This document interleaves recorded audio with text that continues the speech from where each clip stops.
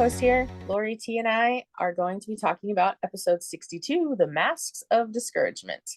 Just a friendly reminder that anything discussed in this podcast is not to be used as a diagnosis or replacement for conversations with your own doctors, therapists, psychologists, or other medical professionals.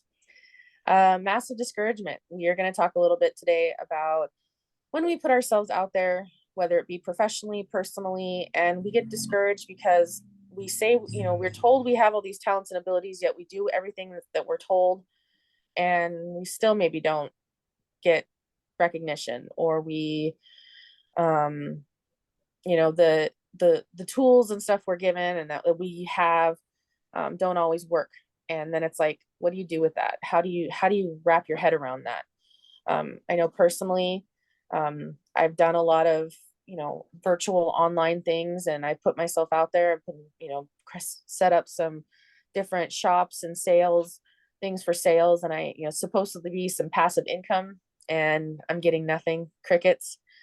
And so it's pretty discouraging that I'm like, I don't even want to continue doing this, but I enjoy it because it's things up my wheelhouse. And so we're going to kind of talk about that. We've all experienced that in some way. And, that's kind of where we're going to tackle today. So anybody would like to get started? I mean, I can get started, or Lori, if you want to jump in, go for it. I liked what you said. We've all done this. This is a part of life. It's not a fun part of life.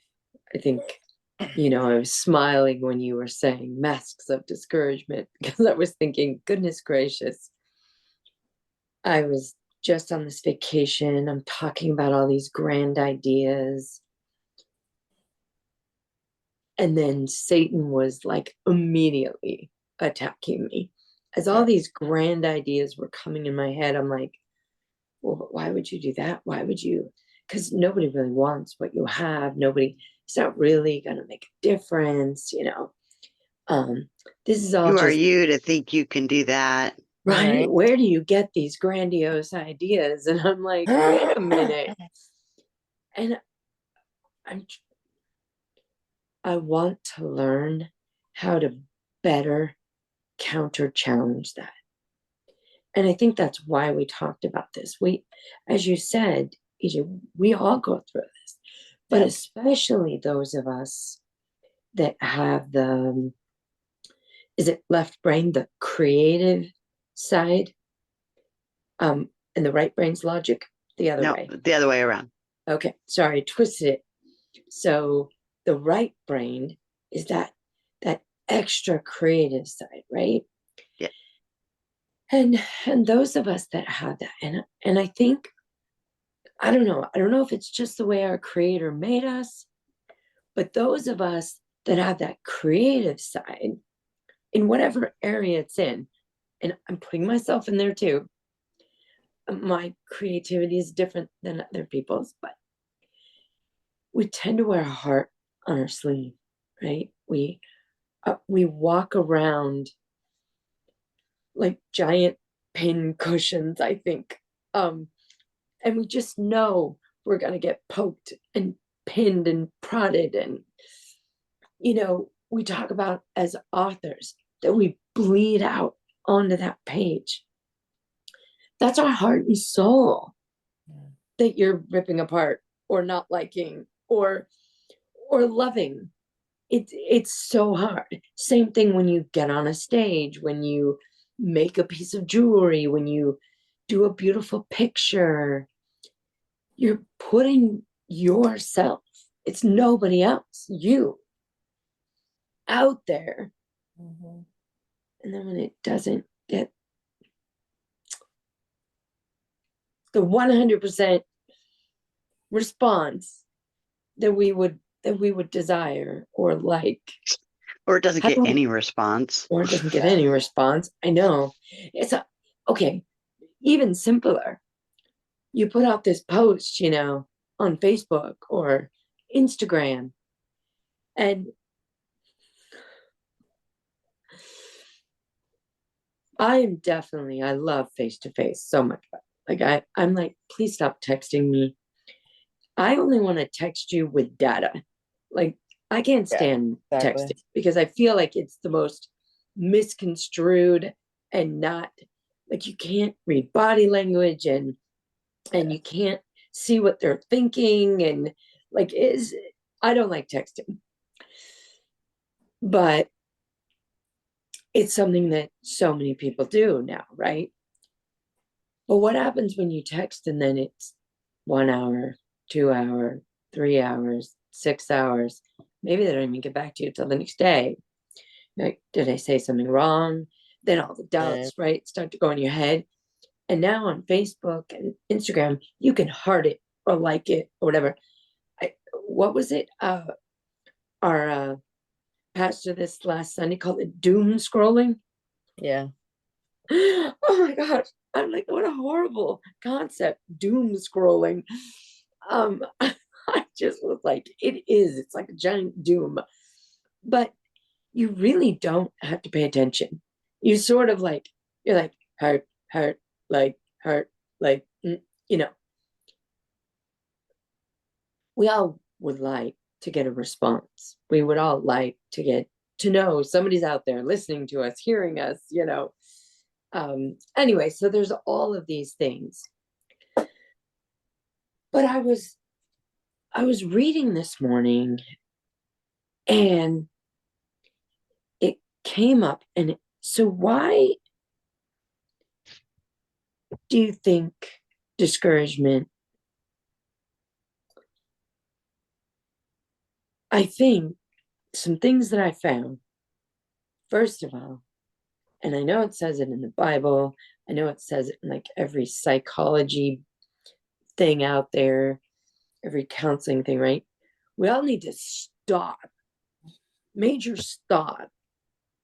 comparing ourselves to each other, to our family, to our friends, to absolute strangers out there. We're going to have to dig into this a little more, but what is our need to compare ourselves with everybody else?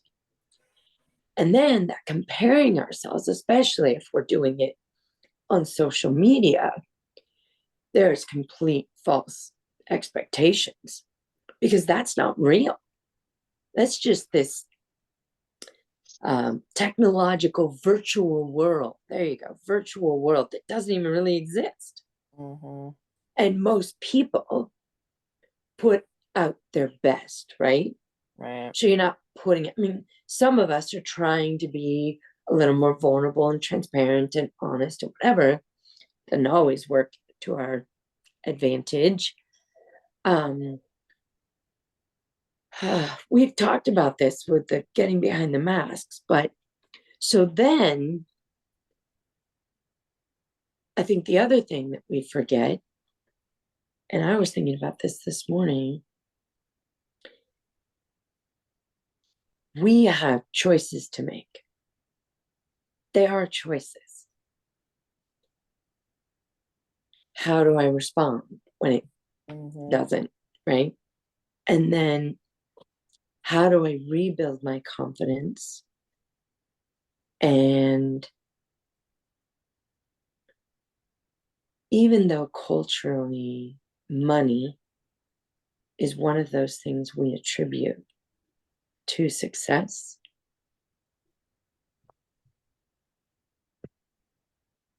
is that really where the value lies? We were chatting in our pre-conversation before this. My heart, even though I'm a little overwhelmed this morning, is so full. And it came from my 11-year-old grandson. He was like, Auya, because that's grandma in Latin. He says, Auya, I want to give you a high five. I want you to know you're doing it and you are great. And I'm like, oh my gosh, I love you. That kid made my day. He made my year. That is intrinsic value. If I didn't know that I was loved, if I didn't know that I was important, I sure as heck know right now. He just wanted to make sure. He goes, oh no, Owie, you need high fives. You're doing it right. And I'm like, oh, love that kid. So where do we get our encouragement from? Where do we fill up our tanks, right? So there you go. That's kind of my beginning. Mm-hmm. What do you think, T? So sociologists could talk about this for hours. Here's the thing. So throughout history, safety came in numbers. We had to belong to a group. And in order to stay in that group and not to be exiled from that group, we had to acclimate to the rules and norms of that group. We still have that in us. We still desire to be a part of the group. So that's a factor. When we feel discouraged, it's often because we're not feeling like we're measuring up to a group. So that's a piece of it. It's not all of it, because some of that discouragement comes from our expectations of ourselves and how we value what we're doing. And we hold that up in light of what we see as being done. So that's where it ties into that sociology piece. We're looking to see how what we're doing fits in with the group, and we have different ways to measure that. And so some of that comes from validation. We need to be validated. Of course. I mean, if you keep doing something that's not working, that's a problem. So how do you know it's not working? Well, some of that comes from validation. What are others saying? How are they responding?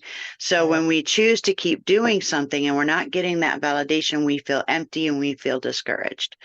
So, so one of the things that you said that's really important, Lori, is that needing to be seen component. We have this need sometimes to be seen. There's power in being seen. We've talked about that in the past. When others see what we're doing and respond, it encourages us to continue. And I certainly understand the frustration and the discouragement, because there's a lot of times I'll be really into something I'm doing and I share it, no matter how it is. And if I'm not getting any response, if there's that crickets, it's like it somehow I end up translating it into defining me as the person. And so when I get stuck in that, I often end up in pity party mode. And some of the things is like, not even my friends and family care. They don't even, they can't even take the 10 seconds to look at this and give me a response. But how many times have I missed giving a response and giving feedback? And I know why that is. It has nothing to do with that other person. It just happens to do with whatever's going on in front of me, or I didn't get notified or whatever. So it reminds me of this analogy of if you're walking down the road and you see someone you know and you wave at them and they don't wave back, what's your first thought? There's A lot of something wrong. times it's, yeah, oh, they must be mad at me, or I did something wrong, or well, they're not who I thought they were, they're not very friendly. When it turns out they probably just didn't see you. Yeah. So it's the meaning we attribute to things, that we give things and whatnot. So, but it's so easy to get caught up in that. And like I said, I think a lot of it comes back to sociology of like just wanting to belong to that group, wanting to have some sense of belonging. We're driven by that. There's safety in numbers. And a lot of people would argue we don't need that nowadays. And I would argue that, yes, we do. There is still safety in numbers. It just looks different than it did back when we were, it was us against the dinosaurs, Right. It looks different, but we still need numbers. Yeah. Amen. I agree with that. I think you're very right. It happens occasionally. You're so cute.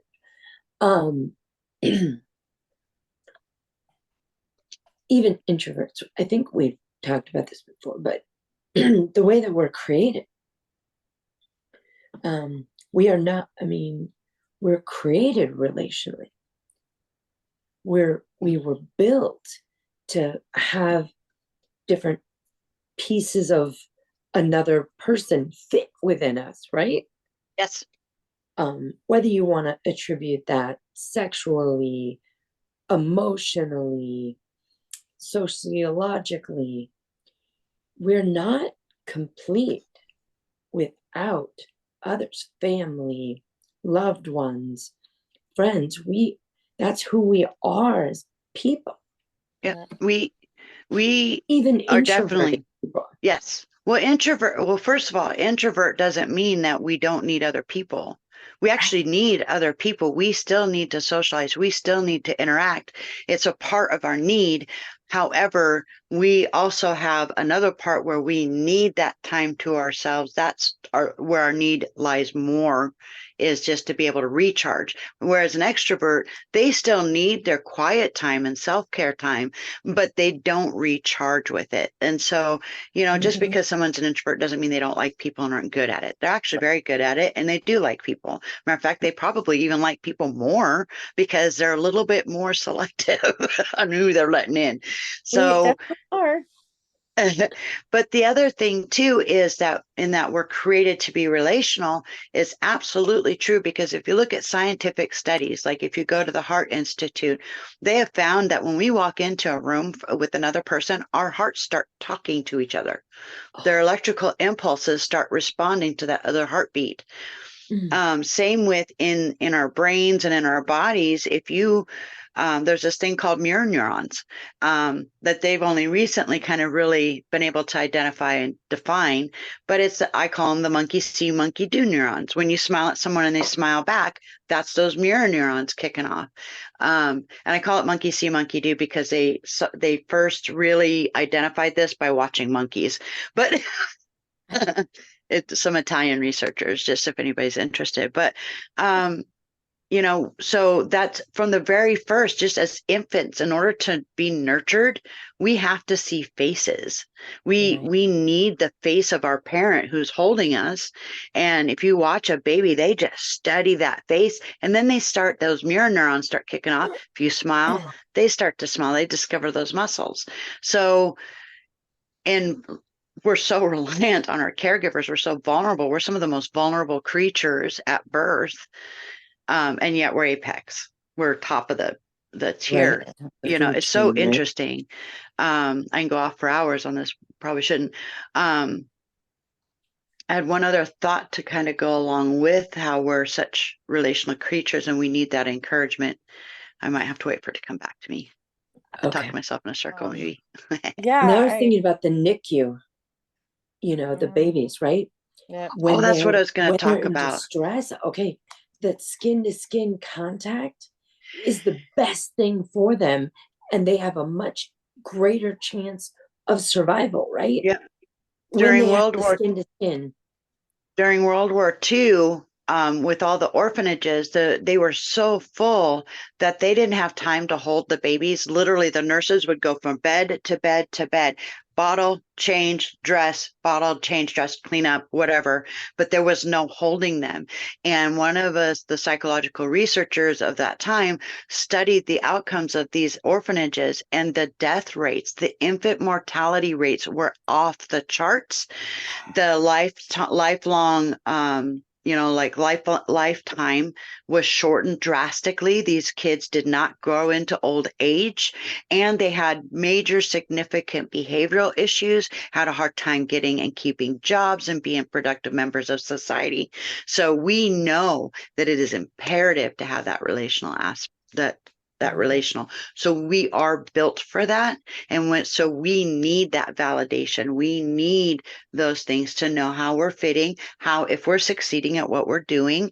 And so it's hard sometimes when we're not feeling encouraged, not feeling seen, we end up feeling kind of like adrift and like, well, what do I do with that? How do I define? And then we end up defining ourselves by that. We end up saying I am statements. Well, I'm too much, or I'm not enough, or those type of statements kind of come from that. All of that mixed together.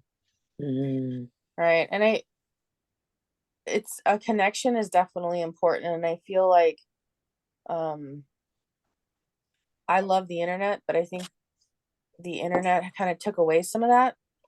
The face to face and the in person type encouragement, Hmm. because it's so easy to go online and do these things and then not have any kind of response, which is definitely what I've experienced.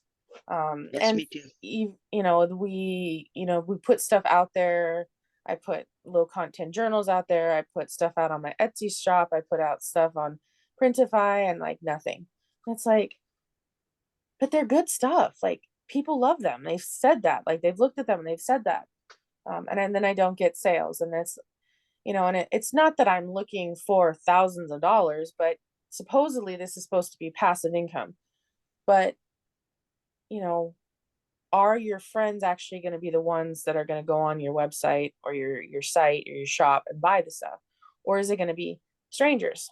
Probably is going to be strangers, because oftentimes we put our skills and abilities and talents out there, and our immediate friends and family benefit from those for free.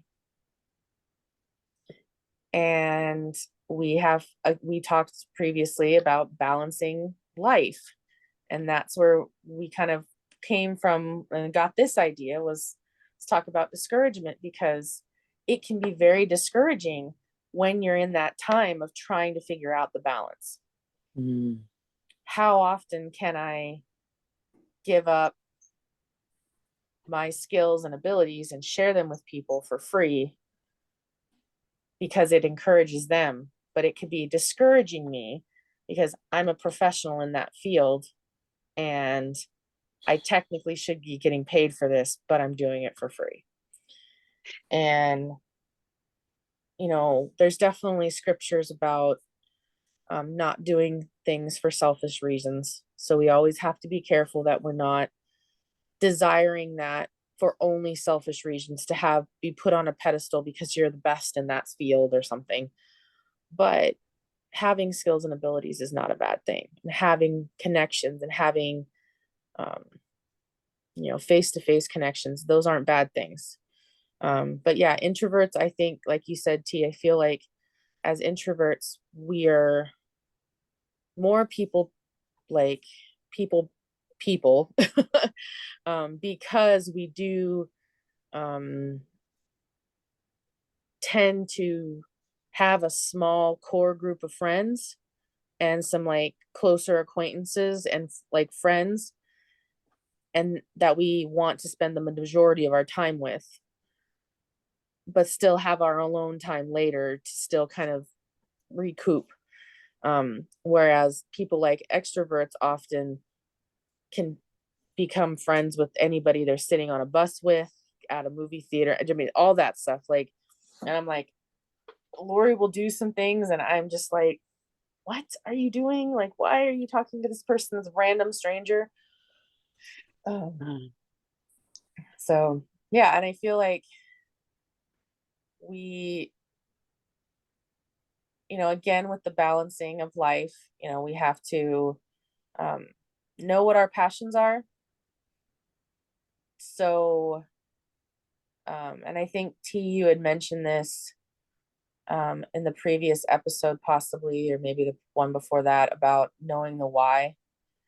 And I know you brought it up when we were talking about the notes for this. And also, I feel like that's kind of where we're going, is knowing why we're doing what we're doing. Mm-hmm. And if we love what we're doing, it doesn't matter what people say.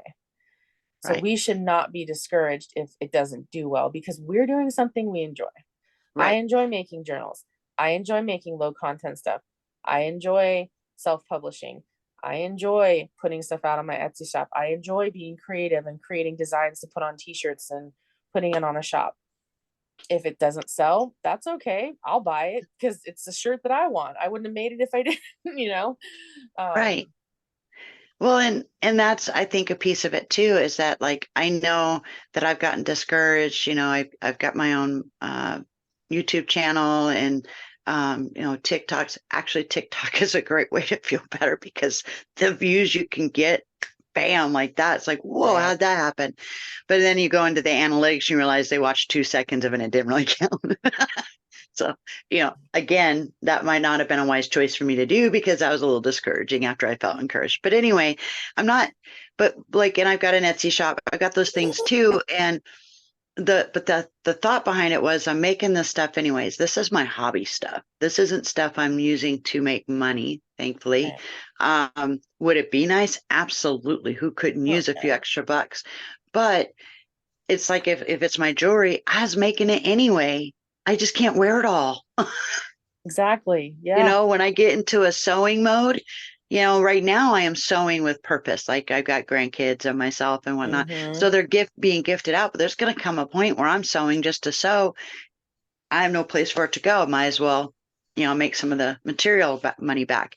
So that helps for me because then I can put it in that perspective of like, well, you know, it's just stuff I had anyway. I'll gift it, you know, whatever. But then there are those thoughts that come in. It's like, well, people say they like it, but now I know they don't mean it.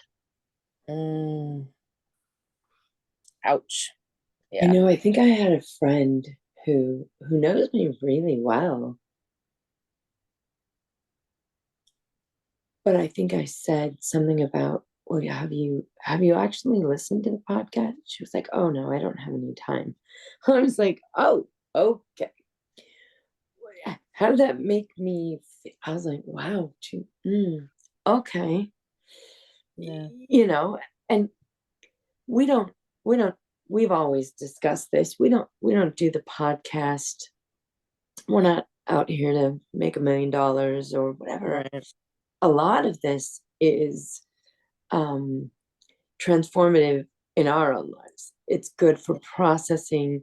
It's good for sharing. And what we're hoping, our goal with the podcast is that we're helping others, that we are offering wisdom, discernment, a safe space to come and learn how to live a transparent, vulnerable, sometimes discouraged, other times encouraged life, rich, full life, right? Yeah.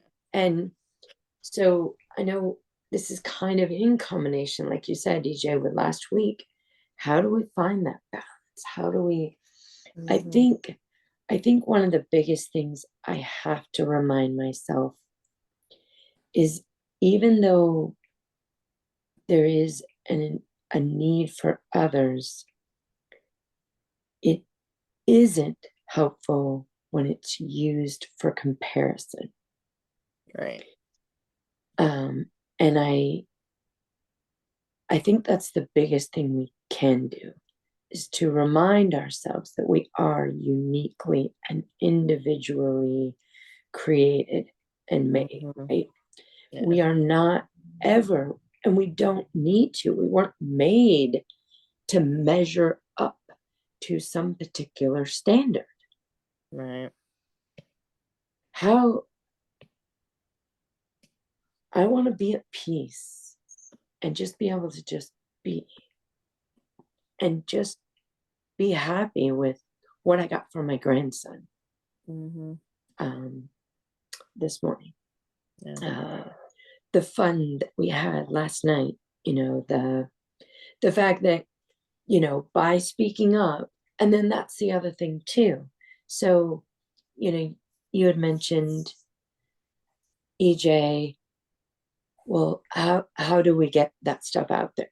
You know, I think for me, I learned simply by speaking up. While I was on vacation, we doubled our Facebook presence, right? All I did was talk to random strangers, which you asked, why do I do that? Because I do have a story to share, because I do. So if I take the scripture, like Jeremiah 29:11, that says, for I know the plans I have for you, declares the Lord. They are plans of peace and prosperity and not to harm you. If I have that in my head, and then I speak up because I know that God's plans for me are for peace and prosperity, then I'm now giving an opportunity for others to respond, which they wouldn't have had I not spoken up. Yeah. Because they didn't know me from Adam, so they say, you know. They didn't know me from Eve. They didn't know who I was. But as I spoke up, all of a sudden they were like, oh, I had the longest conversation. I could not believe it. Was like 2 hours, 2.5 hours. I said one thing to this nice lady sitting next to me. And next thing you know, 2.5 hours later, plane ride was over. And she was encouraged and I was encouraged. I was exhausted too. It was a little bit exhausting. But I also, yes, I'm an extrovert. So that is part of where I get my charge. But even though I was tired from it, and I really was, I actually brought a magazine this time. And I was actually looking forward to browsing through it. And I even started the plane ride with my headphones off. And I took them off because I saw something. And then I responded 2.5 hours later. The plane ride is Always over. happens to me. Right. It was. It's interesting that God made me an introvert, but people think I'm an extrovert. But Every time I was, go anywheres, it is exactly like that.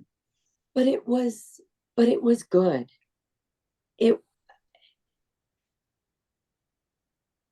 I know for a fact that that woman that I was speaking with was encouraged.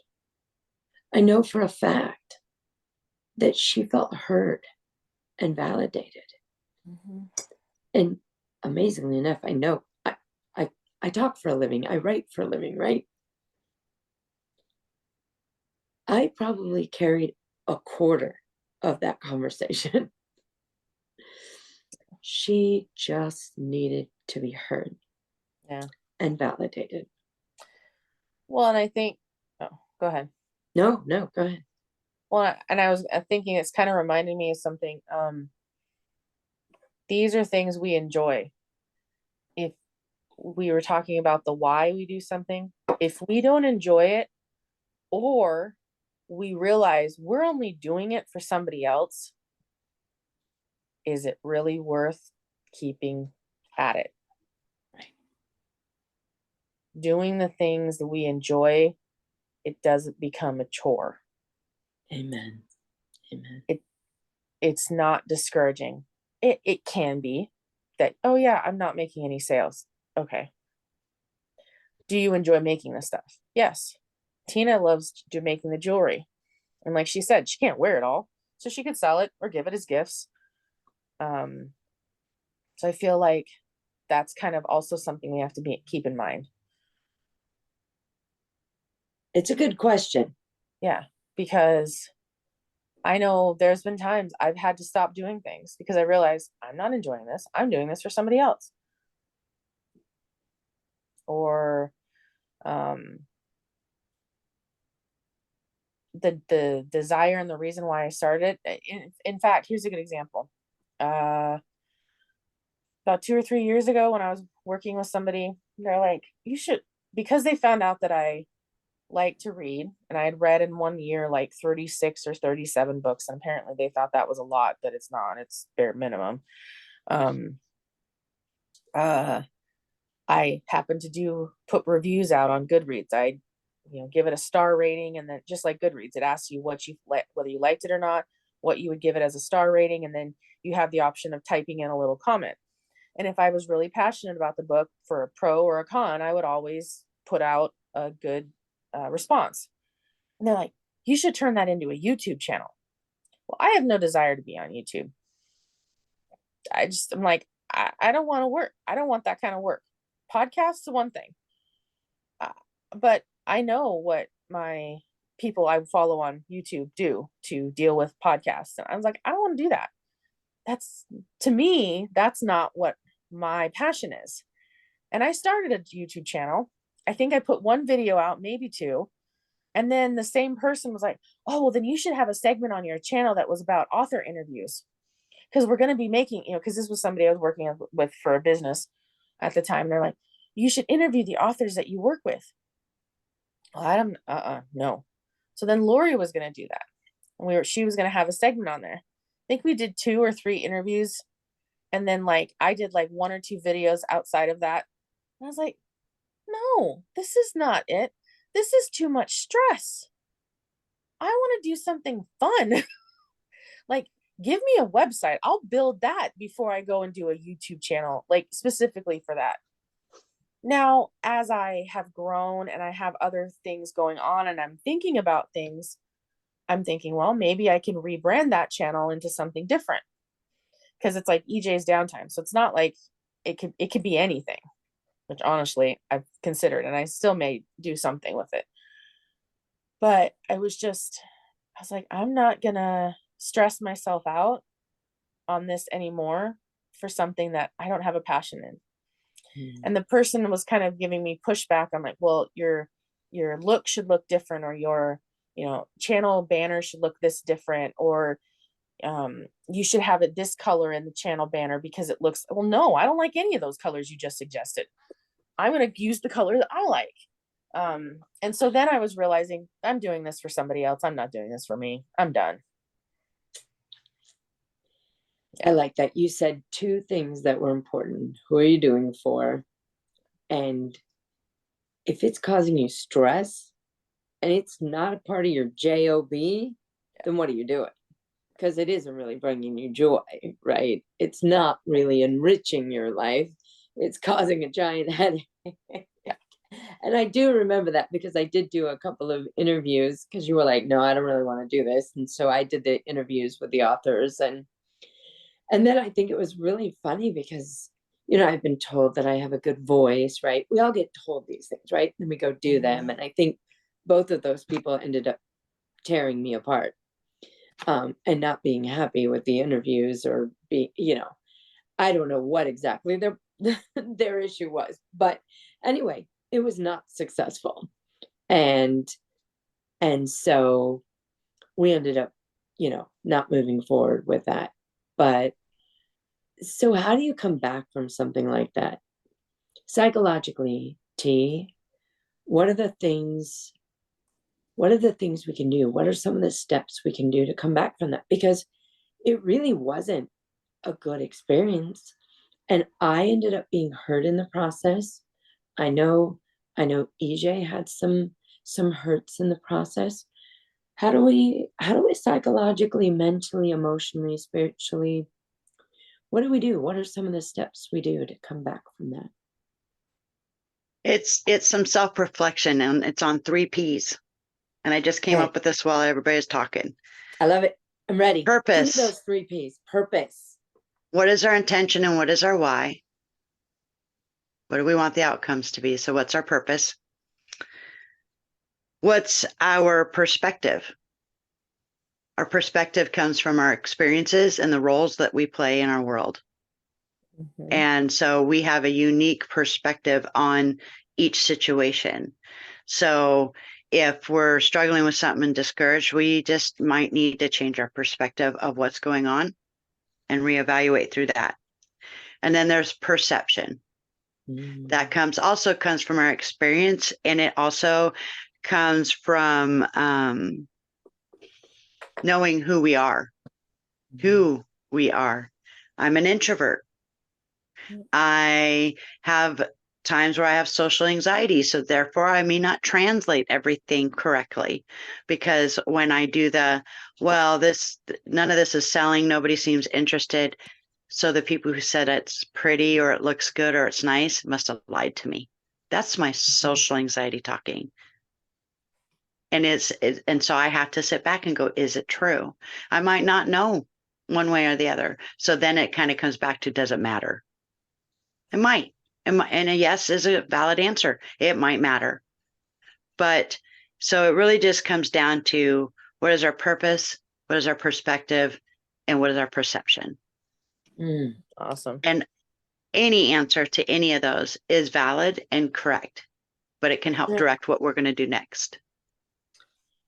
I know we've talked about this before, and I know I talk about it a lot with my counselor. We need to take I think something else I have to remind myself is the judgment that goes along with my answers to many of those. I want to judge them. I want to give them a value. Sure. Whereas what I really need to do is just let them be. Just sometimes.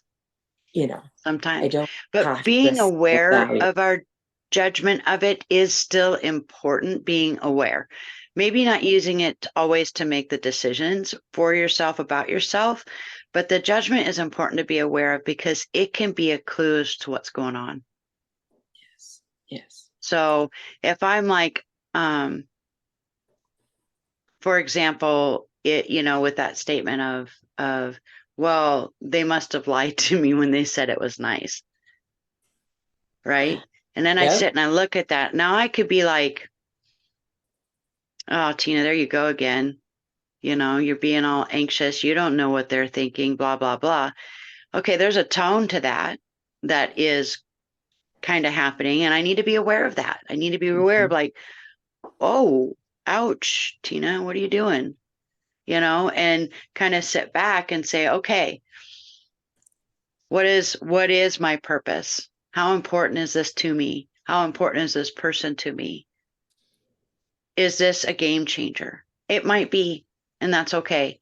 But I do need to have some judgment and discernment with those things, at least be aware of what they are, because it can be my indicator. It could be my, speedometer. Like, oh, Yeah. I'm going down that route too fast.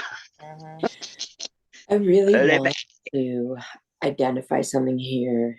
EJ does such a great job at the beginning and the end of our segments with reminding our listeners to please not let what we're saying, be a replacement for doctors, professionals, right? And yes, we acknowledge T is a professional, but this is a podcast that you're listening. I really want to encourage you, if you're listening to this and you've gotten to a point where that discouragement is overwhelming you, please, please, please, with all my heart, I ask you to speak up, seek help, good professional help. Sometimes it's medication, sometimes it's just a counseling appointment. Sometimes you need a 1-800 number. Sometimes you're in crisis. Please identify that. Please let this podcast and whatever else you're listening to that's niggling at you to get help. And the Maybe reason we that's should even put a trigger warning on this one because discouragement is so overwhelming. It really can. We don't even realize it, right? And then all of a sudden, we're severely depressed. We're severely anxious. And we're getting buried alive with that. And it's so important to do that because even though we're talking in generalizations in our own personal experiences, and I'll even share, what I share with clients, it's educational. It's intended as educational. And the reason that is because I don't know your story. I don't know all the experiences that got you to where you're at. I can't see that. I can't hear that. So I can only base the things I say on my own experiences and my own observations and the education. Then I can share that part of it with you, but you only know your story best. And so you know what your needs are. And like Lori says, if you can't access like a professional counselor, some other ideas is the 1-800 numbers. There are self-help sites, there are groups online. Just be careful, know your sources. Church, go to your pastor. Get that, have them connect you with someone. Peer counseling is a thing that's becoming more and more available. And that's just based on people who have had the same experiences, have had successful outcomes, and they're trained to be able to use that to come alongside you as you're going through your things. And you know that this person, hey, I'm not speaking Greek to them. They know what I'm talking about. Right. That life coaching and Absolutely. Absolutely. So there's all sorts of resources, even if you don't have a lot yourself. a lot of Yeah. resources yourself. The hard part is if you're in the state that kind of Lori's talking about, you may not have the energy. Just consider it an investment. You're Yes. spending the energy to get more later. Yes. That's my biggest suggestion. Beautifully said.